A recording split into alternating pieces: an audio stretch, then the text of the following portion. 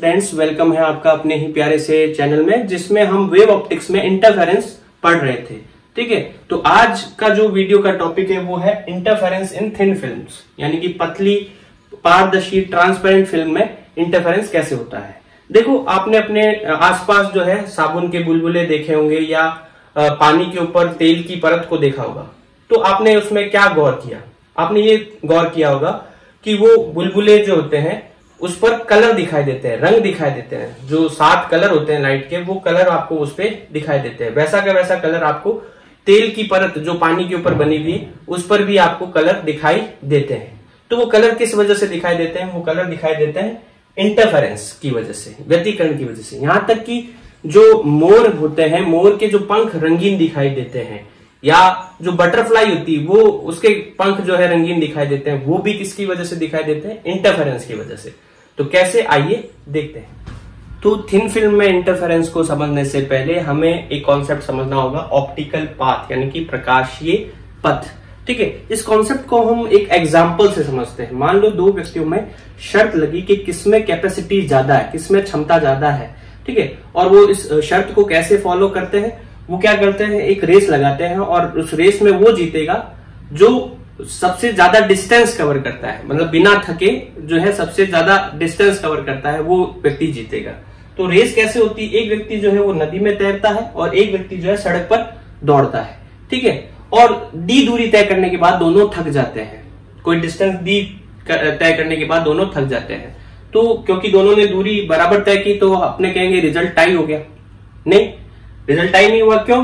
क्योंकि एक व्यक्ति जो है वो नदी में तैर रहा है और एक व्यक्ति सड़क पर दौड़ रहा है।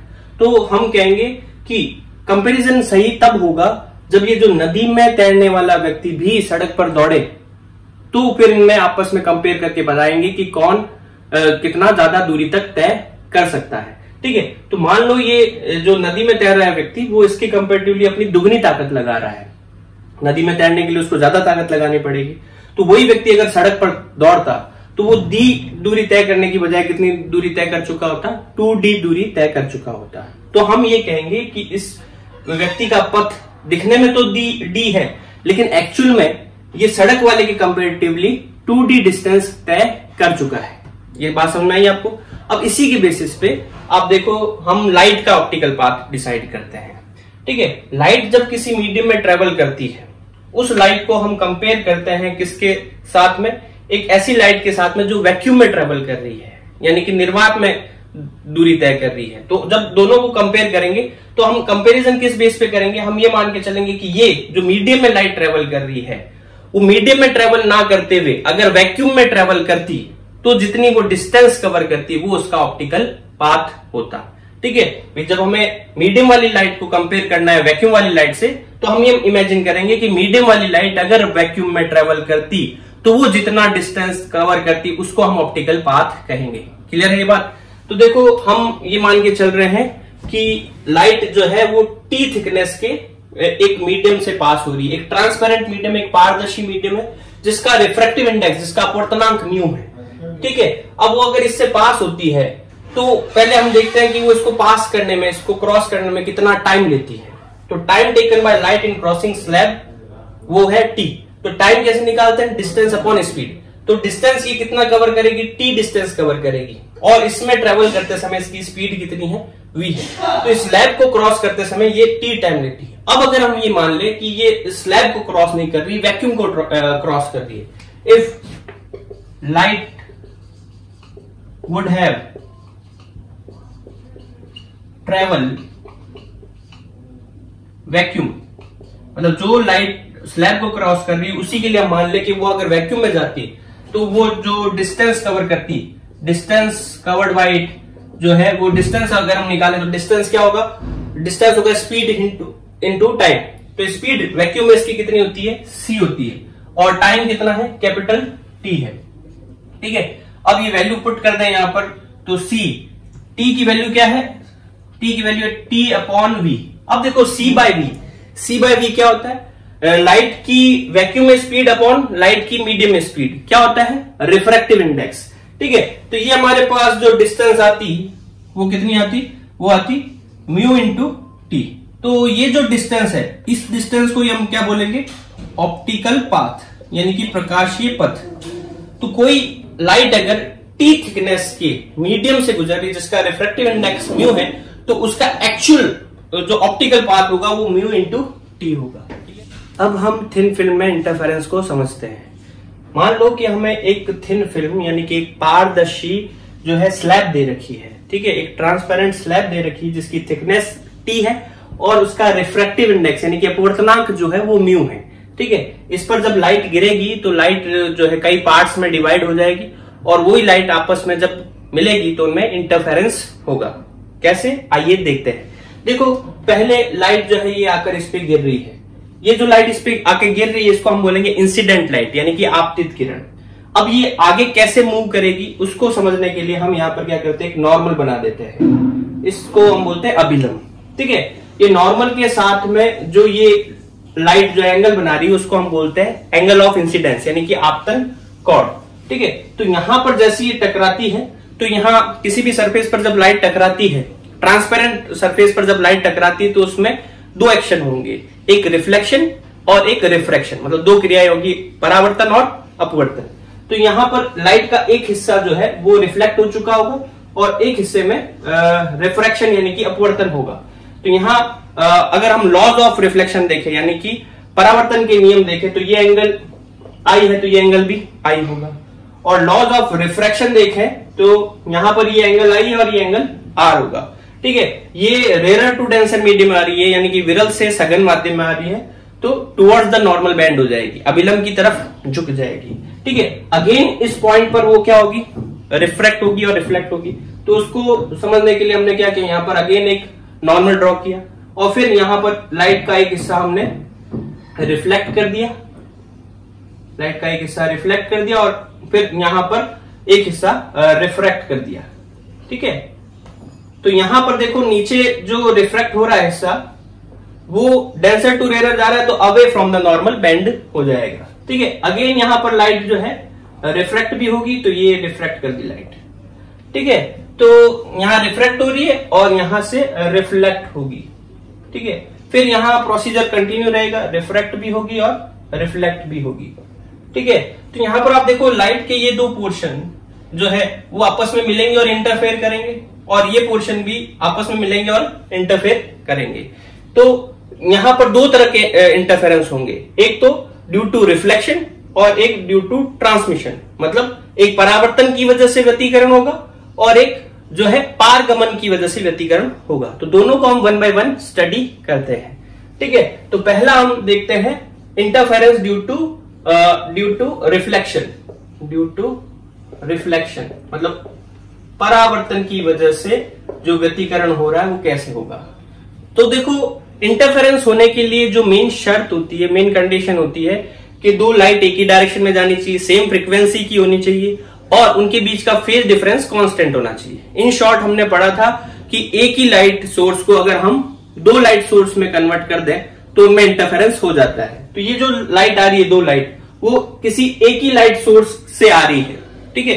हमने पहले जो यंग डबल स्लिट एक्सपेरिमेंट पढ़ा था उसमें लाइट जो है दो स्लिट में गिरकर एक सोर्स दो सोर्स में कन्वर्ट हो जाता है। तो वहां वेव फ्रंट, जो लाइट का वेव फ्रंट था, तरंगाग्र था, एक तरंगाग्र दो तरंगाग्र में कन्वर्ट हो रहा था। जबकि यहां पर क्या होगा, यहां पर जो है लाइट का जो एम्पलीट्यूड है वो डिवाइड होगा। देखो यहां लाइट आई, उसका कुछ फ्रैक्शन जो है वो रिफ्लेक्ट हो रहा है, कुछ फ्रैक्शन जो है रिफ्रैक्ट हो रहा है। तो यहां आयाम का विभाजन हो रहा है, एम्पलीट्यूड का डिवीजन हो रहा है, ठीक है। तो हमें यहां इंटरफेरेंस इसमें समझना है। तो इंटरफेरेंस दो तरह से होता है, कंस्ट्रक्टिव और डिस्ट्रक्टिव, ठीक है।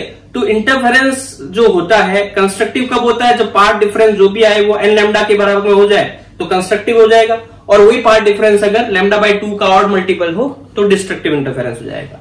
तो ओवरऑल हमें यहां पर पार्ट डिफरेंस कैलकुलेट करना है। अगर हमने पार्ट डिफरेंस कैलकुलेट कर लिया तो हम जो है बता सकते हैं कि कब कंस्ट्रक्टिव होगा और कब डिस्ट्रक्टिव इंटरफेरेंस होगा।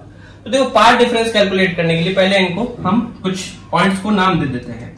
जैसे मान लो ये पॉइंट हो गया P1, ये पॉइंट हो गया P2, ये पॉइंट हो गया C1, ये पॉइंट हो गया C2, ठीक है। ये मान लो हो गया पॉइंट N, ठीक है। अब देखो हमें क्या करना है, कि ये जो रेज जा रही है, मान लो ये हो गई P1A, ये P2B, ये जो दो रेज जा रही है इनमें जो है इंटरफेरेंस हो रहा है। ठीक है, तो हम पाथ डिफरेंस निकालते हैं। तो पाथ डिफरेंस निकालने के लिए क्या करते हैं, हम यहां से एक परपेंडिकुलर ड्रॉ करते हैं, एक लंब खींचते हैं। ठीक है, तो हम यहाँ डायग्राम में इजीली देख पा रहे हैं कि ये जो डिस्टेंस है यहां से यहां तक की डिस्टेंस, जैसे मान लो इस पॉइंट को हम M नाम दें, तो MA बराबर में P2B, MA बराबर में P2B है। ठीक है, मतलब यहां से तो दोनों बराबर बराबर डिस्टेंस कवर कर रहे हैं। इससे पहले आप देखो कि ये जो रे आ रही है P2B वाली जो रे आ रही है वो P1C, C1P2 ये एक्स्ट्रा डिस्टेंस कवर करती हुई आ रही है। इससे पहले इसने ये एक्स्ट्रा डिस्टेंस कवर की है। और जो MA वाली जो रे आ रही है उसने पहले कितनी डिस्टेंस एक्स्ट्रा कवर की है, P1M डिस्टेंस एक्स्ट्रा कवर की है। तो इस रे ने P1M डिस्टेंस एक्स्ट्रा कवर की है और इस रे ने जो है P1C और C1P2 ये डिस्टेंस एक्स्ट्रा कवर की है। ठीक है, तो हम जो है पाथ डिफरेंस निकालते हैं, path difference between two rays interfering, जिनमें इंटरफेरेंस हो रहा है उनमें पाथ डिफरेंस निकाले। तो पाथ डिफरेंस को डेल्टा सिंबल से डिनोट कर देते हैं। डेल्टा बराबर में क्या हो जाएगा, देखो ये जो रे चल रही है वो किस में चल रही है, एक मीडियम में चल रही है। ठीक है, तो इसका जो ऑप्टिकल पाथ होगा वो कितना होगा, पिछले सेक्शन में हमने देखा था ऑप्टिकल पाथ निकालना हो तो म्यू इंटू टी, जितनी डिस्टेंस वो कवर कर रही है उसको म्यू से गुणा कर दो। ठीक है, तो यहां पर देखो ये हो जाएगा म्यू, ये कितनी डिस्टेंस कवर कर रही है C1P1, ठीक है, और ये C1P2। तो ये C1P1 और C1P2 ये डिस्टेंस इसने एक्स्ट्रा कवर की है, क्योंकि ये मीडियम में कवर कर रही है इसलिए हमने इसको म्यू से मल्टीप्लाई कर दिया। तो ये इसका ऑप्टिकल पाथ हो गया। और इसने कितनी डिस्टेंस कवर की है, P1M। ठीक है, तो दोनों का पाथ डिफरेंस अगर हमें निकालना तो इसमें से इसको माइनस कर देंगे। ठीक है, तो माइनस का P1M कर देते हैं। ठीक है, अब हमें केवल ये वैल्यू कैलकुलेट करनी है और इसमें रखना है, हमारे पास आंसर आ जाएगा। तो वैल्यू कैलकुलेट करनी इजी है। आप देखो ये जो डायग्राम दिख रहा है आपको, इस डायग्राम में आप देखो ये एंगल R है, तो ये जेड की शेप बन रही है, ये एंगल भी क्या होगा, R होगा। और लॉज ऑफ रिफ्लेक्शन से ये एंगल भी R होगा। ठीक है, तो उसके बेसिस पे अगर हम यहाँ देखो, थोड़ा अगर क्लियरली नहीं दिख रहा हो तो मैं यहाँ दोबारा ड्रॉ कर देता हूं। ये ट्रायंगल कुछ इस तरह से है, ये एंगल R आ रहा है। ठीक है, ये C1P1 डिस्टेंस है। ठीक है, जो हमें कैलकुलेट करनी, ये थिकनेस हमें दी हुई है T है। ठीक है, C1P1 हमें कैलकुलेट करना है, थिकनेस जो है हमें दी हुई है R हमें पता है। तो आप देखो यहाँ पर ये राइट एंगल ट्रायंगल बन रहा है, समकोण त्रिभुज बन रहा है। तो इसमें हम कह सकते हैं कि भी cos R जो होगा वो cos R क्या होगा, T बाय C1P1। तो इससे हमारे पास C1P1 की वैल्यू जो है वो आ जाएगी T upon cos R। Clear है। सिमिलर वे में हम ये वाला ट्रायंगल बनाते हैं C1NP2। C1NP2 में आप देखो सेम यही चीज है, ये C1P2 जो है वो हाइपोटेनस हो गया और ये थिकनेस हो गया और ये एंगल R हो गया। तो सेम रिलेशन इस पे भी लगेगा, सेम तरह से रिजल्ट आएगा हमारे पास। तो यहां से C2P2 जो है वो आ जाएगा T अपॉन cos R। ठीक है, तो C1P1 और C2P2 की वैल्यू दोनों सेम आ गई, ये दोनों वैल्यू तो आ गई। अब हम P1M कैलकुलेट कर लेते हैं। तो देखो P1M जो है वो ये इस ट्रायंगल में बन रहा है। तो इस ट्रायंगल को मैं दोबारा ड्रॉ करूं यहां पर। ठीक है, ये ट्रायंगल दोबारा बनाऊं, ये है। ठीक है, ये हमने परपेंडिकुलर डाला था तो ये एंगल 90 का हो गया, ये परपेंडिकुलर था तो ये एंगल 90 हो गया। ये P1P2 है, ये P1P2 है, ये P1M है। ठीक है, तो देखो 90 के सामने तो हाइपोटेनस हो गया। यहां पर हमने कहा कि ये एंगल I है, ये एंगल I है, तो ये एंगल 90 माइनस I होगा, ये एंगल 90 माइनस I होगा, तो ये एंगल जो है वो I हो जाएगा। ये यहां पर एंगल 90 माइनस I है, ये एंगल I हो जाएगा। अब इस ट्रायंगल में आप देखो एंगल के सामने परपेंडिकुलर होता है और 90 डिग्री के सामने जो है हाइपोटेनस होता है। तो परपेंडिकुलर और हाइपोटेनस यानी कि लंब और कर्ण में क्या रिलेशन होता है, साइन थीटा का। तो यहां साइन I कितना होगा, साइन I कितना होगा, P1M अपॉन में P1P2, अपॉन में P1P2। तो इससे हमारे पास P1M की वैल्यू जो है वो क्या आ जाएगी, P1M बन जाएगा P1P2 साइन I।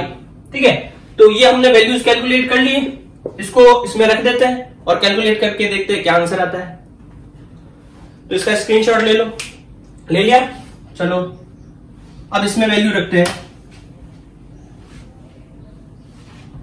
देखो यहां पर ये बन जाएगा क्या, यहाँ C1 P1 और C2 P2 की वैल्यू जो है वो क्या आई थी, T अपॉन कॉस आर। तो ये बन जाएगा 2 mu T upon cos r. देखो ये भी T अपॉन कॉस आर, ये भी T अपॉन कॉस आर, दोनों ऐड करेंगे तो 2T अपॉन कॉस आर, और ये म्यू पड़ा था तो 2 mu T upon cos r, minus P1N की वैल्यू आई P1 P2 साइन आई।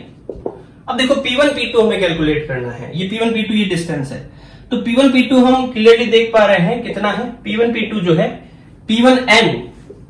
P1N प्लस NP2 है, यहां तक की डिस्टेंस और यहां तक की डिस्टेंस का सम है। अब देखो P1N कितना होगा, इस ट्राइंगल में देखो ये वाला P1N है, ठीक है, R के सामने क्या हो गया, एंगल के सामने परपेंडिकुलर हो गया, और ये क्या हो गया, ये बेस हो गया। बेस कितना है, थिकनेस के बराबर में है, तो परपेंडिकुलर और बेस यानी कि लंब और आधार में क्या रिलेशन होता है, 10, तो 10R, ठीक है, कौन से वाले ट्राइंगल में, P1C1N में, ठीक है, ट्राइंगल P1C1N में 10R जो है वो क्या होगा, P1N अपॉन में ये बेस कितना है, थिकनेस के बराबर में, ठीक है। तो इससे क्या कंक्लूजन निकलेगा, P1N जो आएगा, P1N वो कितना आ जाएगा, P1N बराबर में T10R, ठीक है। सिमिलर वे में हम P2N कैलकुलेट करेंगे, तो P2N के लिए भी ये एंगल R है, ये परपेंडिकुलर है और यही बेस है, तो सिमिलरली यही वैल्यू P2N की भी हो जाएगी, ठीक है। तो P1 P2 जो है वो कितना हो जाएगा, P1N प्लस P2N, और दोनों की वैल्यू T10R आ रही है, तो ये 2T10R हो जाएगा, ठीक है। तो यहां तक का पहले स्क्रीनशॉट ले लो, ले लिया, ठीक है। अब इसको आगे सॉल्व करते हैं। तो हमने यहां पर जो है P1 P2 की वैल्यू निकाल ली 2T10R, ठीक है। ये वैल्यू इसमें रखते हैं तो 2 mu T cos R, 2 mu T upon cos R, minus यहाँ P1 P2 की वैल्यू आ गई 2T10R, 2T10R, ठीक है, और ये साइन आई, ये एक्सप्रेशन आया हमारे पास। अब इसको आगे सॉल्व करते हैं।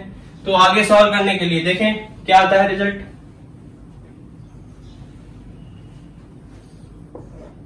अब देखो इसको आगे सॉल्व करते हैं तो हमारे पास आएगा 2 mu T cos R minus, इन दोनों में देखो आप 2T10R की जगह पर क्या लिख सकते हैं, sine R upon cos R sine I.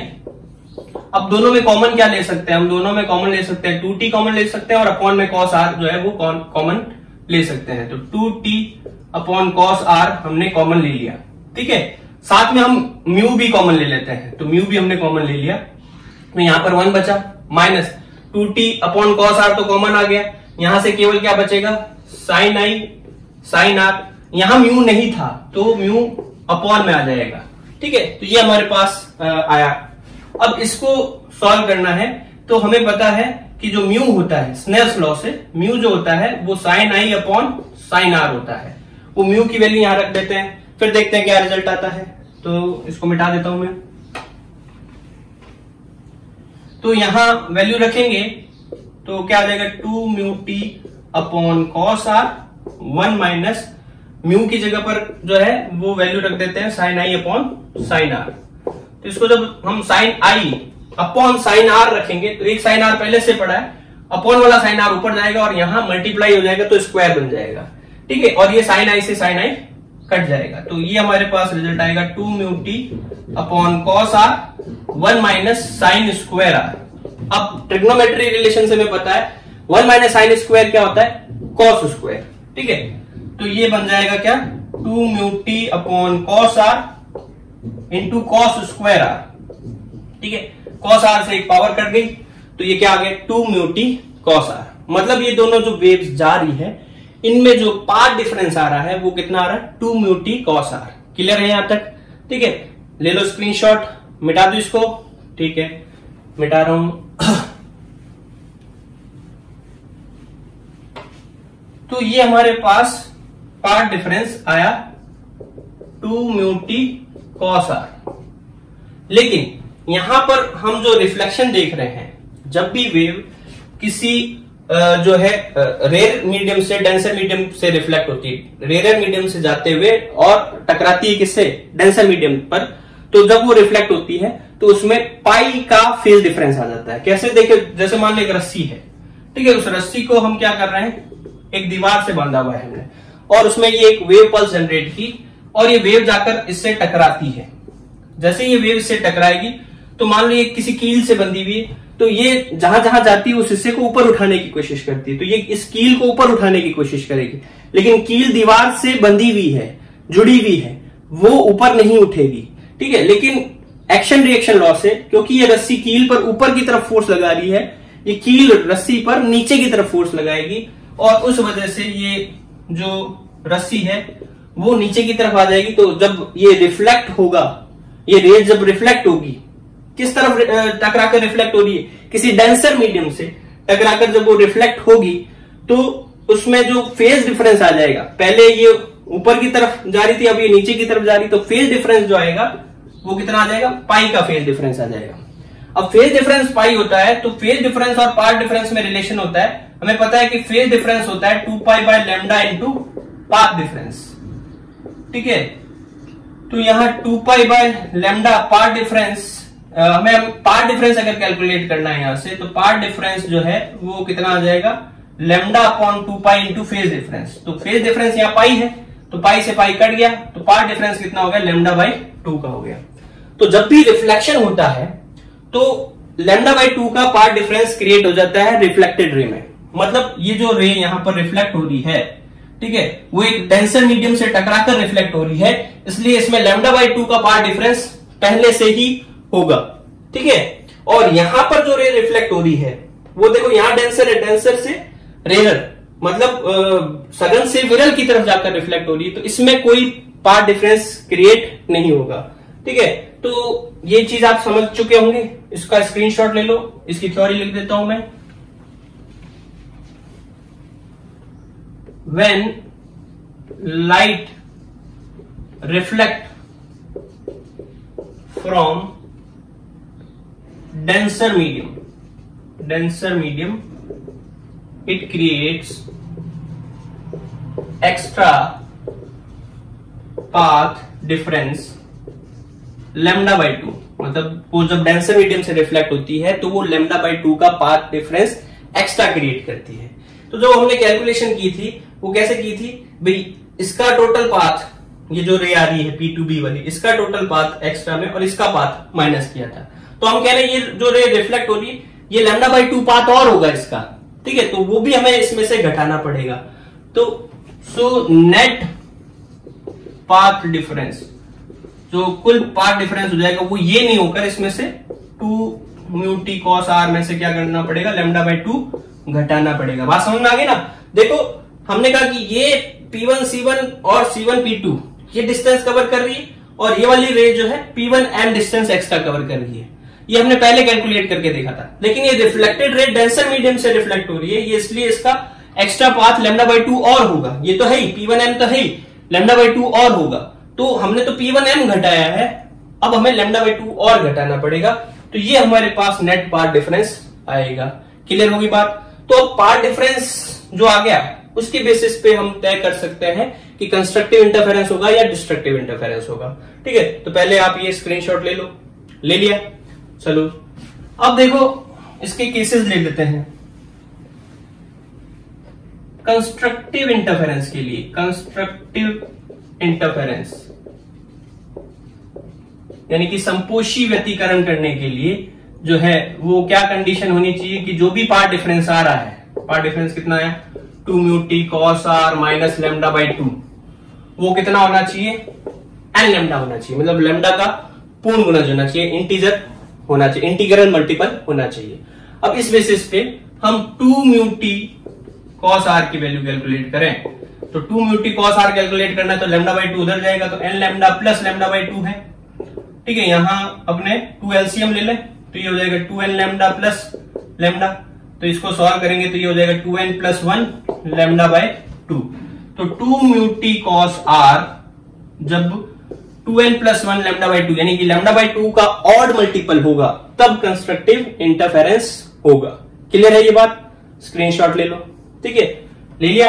अब हम पढ़ते हैं destructive interference. Case second, destructive interference. ठीक है, तो डिस्ट्रक्टिव इंटरफेरेंस की क्या कंडीशन है? डिस्ट्रक्टिव इंटरफेरेंस की कंडीशन होती है कि जो भी पार्ट डिफरेंस हमारे पास आ रहा है वो क्या होना चाहिए, λ/2 का ऑड मल्टीपल होना चाहिए। देखो मेन कंडीशन वही रहेगी, पार्ट डिफरेंस जो है वो जब n लैम्डा के बराबर होगा तो कंस्ट्रक्टिव होगा, और वही पार्ट डिफरेंस जो λ/2 का ऑड मल्टीपल होगा तो डिस्ट्रक्टिव इंटरफेरेंस होगा। ठीक है, तो यहां हमने ये मान लिया कि ये जब λ/2 का ऑड मल्टीपल होगा तो डिस्ट्रक्टिव इंटरफेरेंस होगा। अब इसके बेसिस पे हम इसकी वैल्यू निकाल रहे हैं, 2 म्यू टी कॉस आर। ये पूरा पार्ट डिफरेंस नहीं है, ठीक, इसकी वैल्यू निकाल रहे हैं, तो 2 म्यू टी कॉस आर कितना हो जाएगा, 2n+1, इसको हमने 2n-1 लिख सकते हैं। ठीक है, तो ये क्या हो जाएगा 2n-1 λ/2, ये टर्म उधर जाएगी, प्लस का λ/2। देखो इसको 2n+1 भी लिखा जा सकता है, 2n-1 भी लिखा जा सकता है। यहां पर देखो अगर हम गिनती जो है वो 1 से स्टार्ट करना चाहते हैं, भाई n 1 रखने पर 1 आए तो 2n-1 रखेंगे। ठीक है, गिनती 3 से स्टार्ट करेंगे तो n = 2n+1 रखेंगे। तो यहां हम जो है वो 1 से स्टार्ट करना चाहते हैं, इसलिए 2n-1 रखा। ठीक है, अब ये λ/2 उधर गया, अब हमारे पास क्या रिजल्ट आएगा, 2 म्यू टी कॉस आर बराबर में 2n को λ/2 से मल्टीप्लाई किया, माइनस का λ/2 प्लस का λ/2, ये कट गया, 2 से 2 कट गया, तो ये क्या है 2 म्यू टी कॉस आर बराबर में n लैम्डा। मतलब जब 2 mu t cos r n lambda के बराबर में होगा तो डिस्ट्रक्टिव इंटरफेरेंस होगा, और 2 mu t cos are 2n+1 λ/2 के बराबर में होगा तो कंस्ट्रक्टिव इंटरफेरेंस होगा। तो कंफ्यूज नहीं होना है।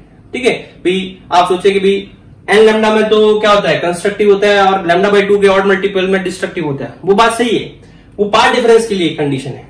2 म्यू टी कॉस आर के लिए कंडीशन क्या है, ये है 2 म्यू टी कॉस आर पूरा पार्ट डिफरेंस नहीं है। ठीक है, तो ये हमारे पास कंस्ट्रक्टिव और डिस्ट्रक्टिव इंटरफेरेंस की कंडीशंस आ गई। ठीक है, तो अलग अलग ये एंगल के लिए, अलग अलग थिकनेस के लिए जो है हमें कंस्ट्रक्टिव और डिस्ट्रक्टिव इंटरफेरेंस मिलेंगे इसमें। ये हमने पूरा जो केस पढ़ा वो किसके लिए पढ़ा, रिफ्लेक्टेड रेज के लिए पढ़ा। ठीक है, जो किरणें परावर्तित हो रही है उसके लिए पढ़ा। समझ में आ गया? ले लो स्क्रीनशॉट इसका।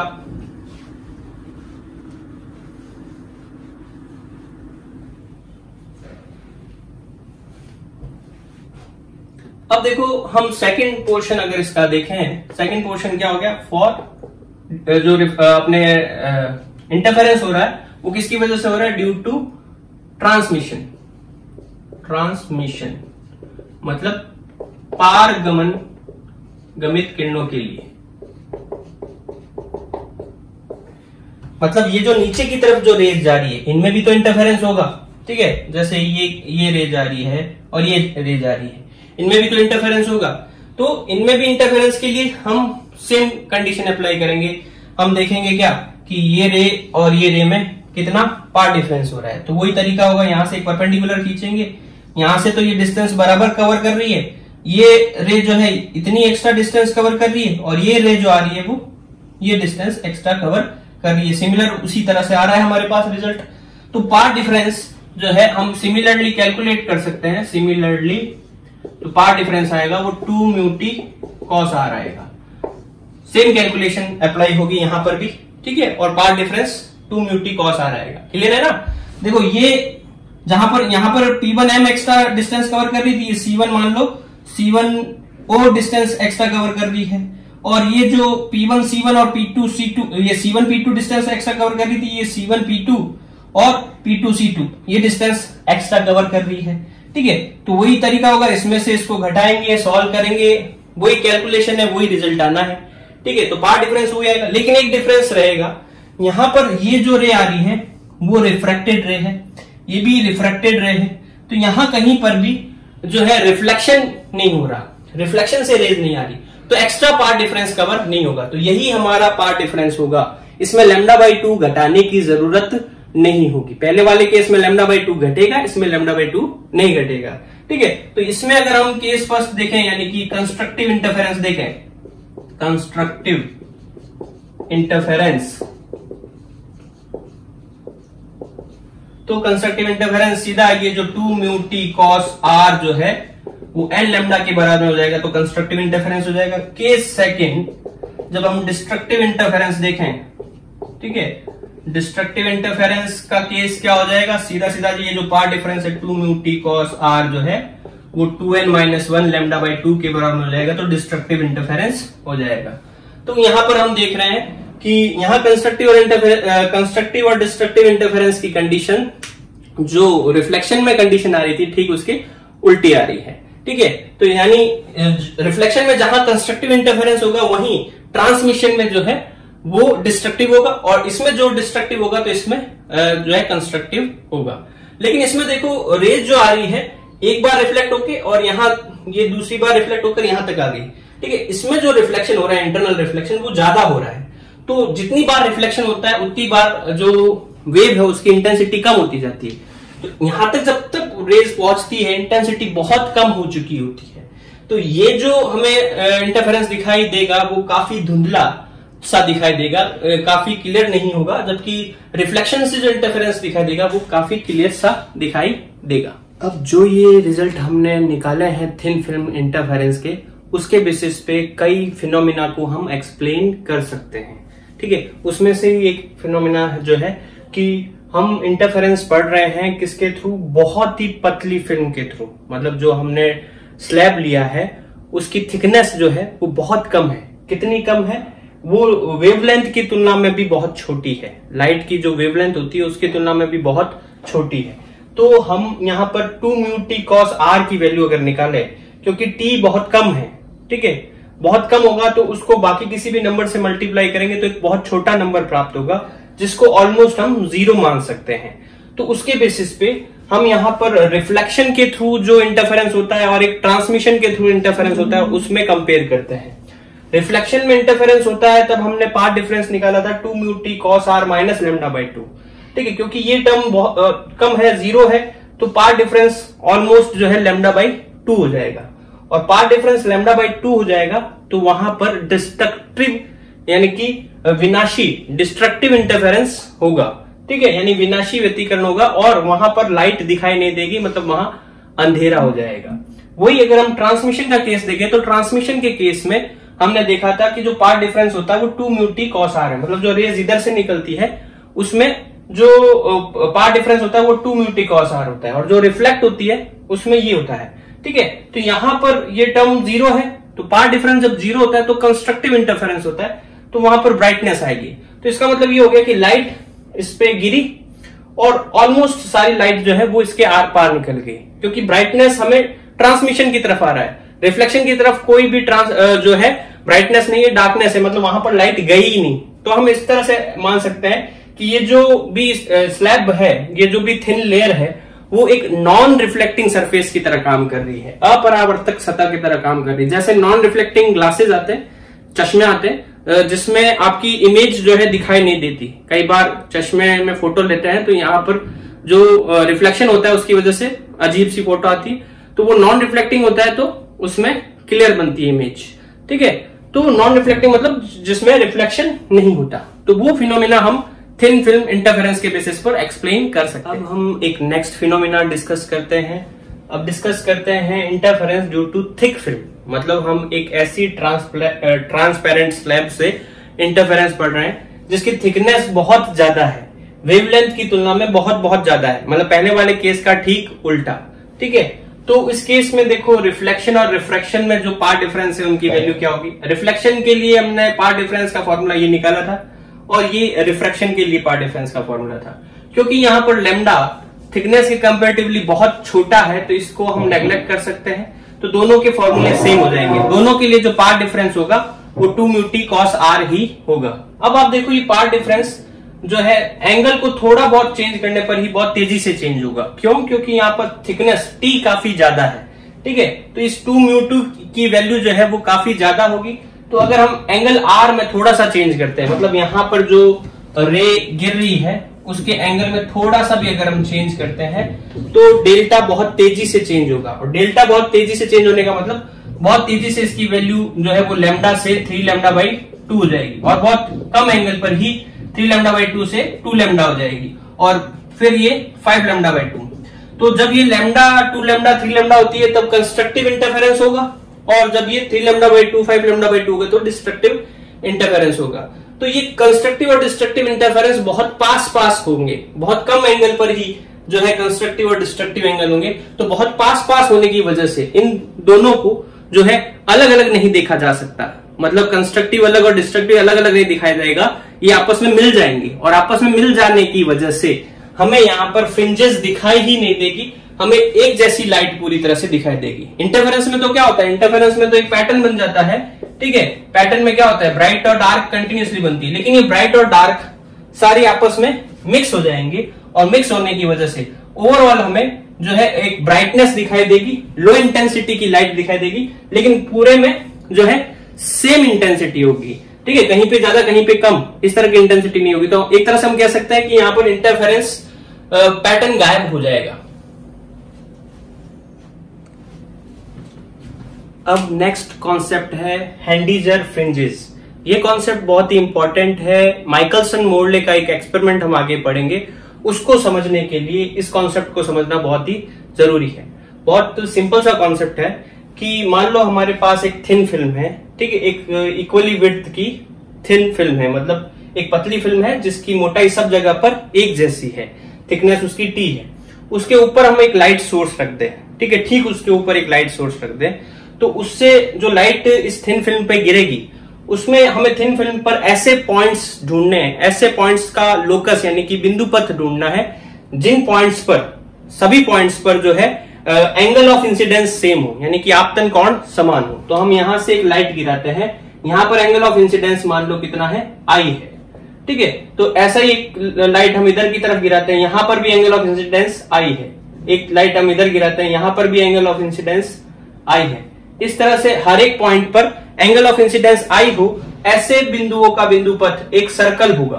मतलब एक सर्कल पर जितने भी पॉइंट लेंगे, जैसे मान लो ये लाइट सोर्स है, यहां से आप जो है नीचे एक सर्कल एज्यूम करें, तो सर्कल पर आप देखें, इस पर मैं ये अगर मार्कर घुमाऊं सर्कल पर, तो ये हर एक पॉइंट पर सेम एंगल बना रहा है, ठीक है, नॉर्मल के साथ में सेम एंगल बना रहा है। क्योंकि देखो ये कोन की शेप बन जाएगी, जब इसको घुमाएंगे ऐसे कोन की शेप बन जाएगी, तो कोन का ये जो एंगल होता है नॉर्मल के साथ में वो सेम ही रहता है। तो यहाँ ये जो एंगल है वो सेम रहेगा, ठीक है।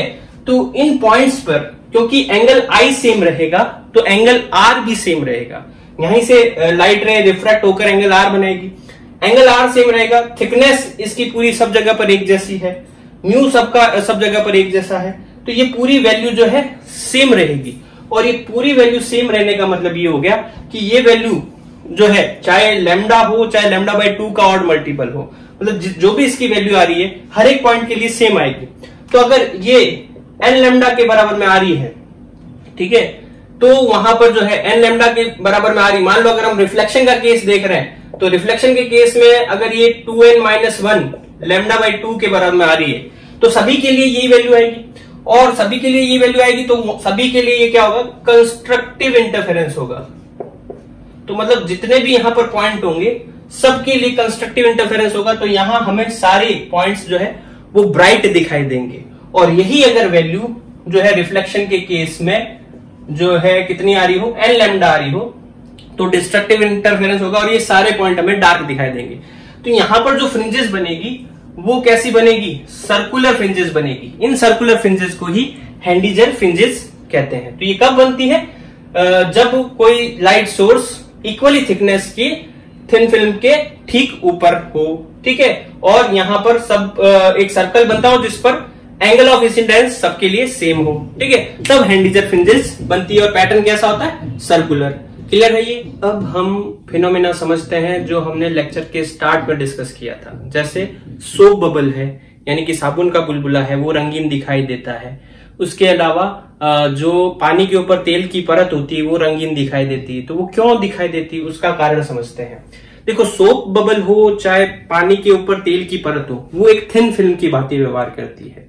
थिन फिल्म की भांति कैसे, उस पर ऑयल की एक पतली परत बन जाती है, या फिर सोप बबल में जो है साबुन की एक पतली सी परत बन जाती है।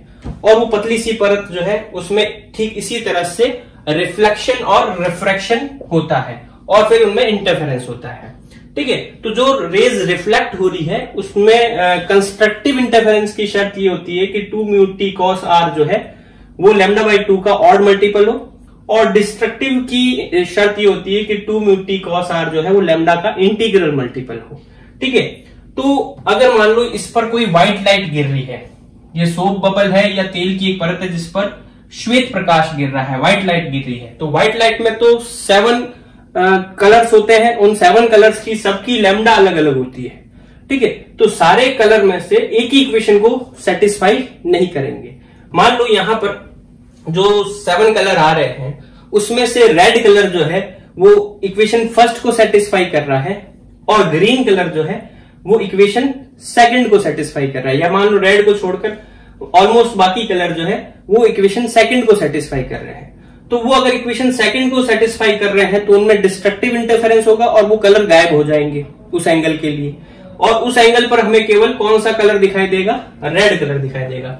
वही अगर हम एंगल चेंज करते हैं, एंगल आई को बदलते हैं तो आई बदलेगा तो यहां एंगल आर भी बदलेगा, एंगल आर बदलेगा तो अब ये जो है लैम्डा भी चेंज हो जाएगा। मतलब कि अब मान लो कोई ग्रीन कलर जो है वो इस इक्वेशन को सेटिस्फाई कर रहा है तो वहां पर कंस्ट्रक्टिव इंटरफेरेंस होगा और बाकी के लिए डिस्ट्रक्टिव होगा। तो हर एक एंगल पर अलग अलग कलर की लाइट जो है वो रिफ्लेक्ट होगी, ठीक है। तो उस वजह से क्या होगा, हमें जो है वो उस सोप बबल में या थिन फिल्म जो बन रही है ऑयल की उसमें अलग अलग कलर्स दिखाई देंगे। तो ये था थिन फिल्म से इंटरफेरेंस और उसके बेसिस पे जो हमने अलग अलग फिनोमेना पढ़े उनका एक्सप्लेनेशन। अब देखो इस पर बेस हम एक न्यूमेरिकल एग्जांपल करते हैं। न्यूमेरिकल क्या दिया हुआ है, एक हमें सोप बबल दिया हुआ है, साबुन का एक बुलबुला दिया हुआ है, ठीक है, और उस पर एक व्हाइट लाइट गिरा रहे हैं, श्वेत प्रकाश गिरा रहे हैं, और कैसे गिरा रहे हैं, अलोंग इट्स नॉर्मल, मतलब जिस तरफ उसका नॉर्मल एबिलम है उसी की दिशा में हम व्हाइट लाइट गिरा रहे हैं। जैसे ये नॉर्मली हम जो है नॉर्मल जो बनाते हैं वो उसके सेंटर से बनाते हैं, कोई भी स्फीयर होता है तो उसके सेंटर से नॉर्मल बनाते हैं, तो यही नॉर्मल है और इसी के अलोंग जो है लाइट आकर गिर रही है, ठीक है। और जो यहाँ सोप बबल है ये थिन फिल्म की तरह काम करेगा, एक पतली फिल्म की तरह काम करेगा। यहाँ पर देखो लेयर बनी हुई होगी तो इसमें ठीक वैसे ही रिफ्रैक्शन और रिफ्लेक्शन होगा जैसे एक थिन फिल्म में होता है, ठीक है। और थिन फिल्म में रिफ्रैक्शन होने के बाद में इंटरफेरेंस होता है यानी व्यतिकरण होता है, वैसा इसमें व्यतिकरण होगा, ठीक है। तो यहाँ पर जो मटेरियल है सोप बबल का उसका रिफ्रैक्टिव इंडेक्स हमें दिया हुआ है 4/3। हमें बताना है कि व्हाइट लाइट जब इस पे गिरेगी तो रिफ्लेक्ट होने के बाद में कौन सा कलर हमें दिखाई देगा। तो जैसा कि पिछले सेक्शन में मैंने बताया कि कुछ कलर जो है वो कंस्ट्रक्टिव की कंडीशन को फॉलो करेंगे वो तो दिख जाएंगे और जो डिस्ट्रक्टिव की कंडीशन को फॉलो करेंगे वो गायब हो जाएंगे। तो यहाँ पर हमें वही कलर दिखाई देगा जिसमें कंस्ट्रक्टिव इंटरफेरेंस हो रहा हो, ठीक है। तो वो हमें पता है रिफ्लेक्शन के केस में पाथ डिफरेंस इतना होता है, तो इस पाथ डिफरेंस को अगर हम n लैम्डा के बराबर में कर दें तो हमें जो है क्या दिखाई देगा, कंस्ट्रक्टिव इंटरफेरेंस। तो इसको हम यूं भी लिख सकते हैं कि 2 म्यू टी कॉस आर जब 2n+1 λ/2 के बराबर में होगा तो कंस्ट्रक्टिव इंटरफेरेंस होगा, क्योंकि यहाँ एंगल ऑफ इंसिडेंस जो है वो आई जो है वो 0 है तो आर भी क्या होगा, 0 होगा, ठीक है। आई 0 है तो आर भी 0 होगा, तो कॉस आर की वैल्यू 1 हो जाएगी, कॉस आर 1 हो जाएगा, तो हमारे पास 2 म्यू टी बराबर में ये वैल्यू आ जाएगी, ठीक है। तो यहां हमें जो है लैम्डा कैलकुलेट करना है, लैम्डा की वैल्यू जो भी आएगी उसके बेसिस पे हम निकाल सकते हैं कि कौन सा कलर हमें दिखाई देगा, ठीक है। तो यहां से आप देखो लैम्डा की जो वैल्यू आएगी वो कितनी आ जाएगी, 2 × 2 म्यू 2 अपॉन 2n+1। अब यहाँ जो है म्यू की वैल्यू हमें पता है कितनी है, 4/3, टी थिकनेस आपको ये दे रखी है, ठीक है। तो 4/3 × 3 × 10⁻⁴ मिलीमीटर है, मिलीमीटर को मीटर में बदलोगे तो 10⁻³ और लिखना पड़ेगा, तो यहाँ 10⁻⁷ हो जाएगा, ठीक है। और फिर 2 और मल्टीप्लाई में है इसके, तो मल्टीप्लाई में 2 और लिख देते, तो ये तो 2 म्यू टी की वैल्यू हो गई, 2 म्यू टी इंटू फिर 2 और है, ठीक है। तो यहाँ इसको सीधा ही 4 लिख देते हैं, ठीक है। तो ये हमारे पास वैल्यूज आ गई, अपॉन में 2n+1 है, 2n+1 मतलब कोई भी ऑड नंबर है, n यहाँ इंटीजर है।